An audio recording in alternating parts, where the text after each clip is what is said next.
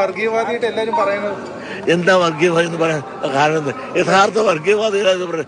മലപ്പുറത്ത് നിന്നപ്പോൾ ഞാൻ എന്ത് പറഞ്ഞു? അങ്ങനെ എനിക്ക് പറയാൻ അവസരത്തിന് മിസ്റ്റർ സ്കൂളുകൾ തുടങ്ങാൻ സമ്മതിക്കുന്നില്ല. അത് തുടങ്ങാൻ സത്യമല്ലേ? ഞാൻ 3 ജില്ല ഞങ്ങൾക്ക് എന്തുണ്ട്? മലബാർ പ്രദേശത്ത്. മലപ്പുറത്തുണ്ടോ? വയനാടുണ്ടോ? കാസർഗോഡുണ്ടോ?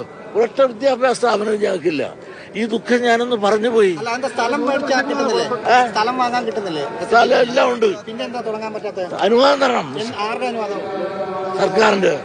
ഇപ്പൊ പിണറായി വിജയൻ സർക്കാർ ഇപ്പോഴത്തെ അല്ല, അന്ന് ഞങ്ങള് റിപ്പോർട്ടർ 9 വർഷത്തിനിടെ കുറെ നാളായി നിങ്ങൾ തുടങ്ങിയിട്ട്. 9 വർഷത്തിനിടെ കുറെ നാളായി തുടങ്ങിയിട്ട്. ഈ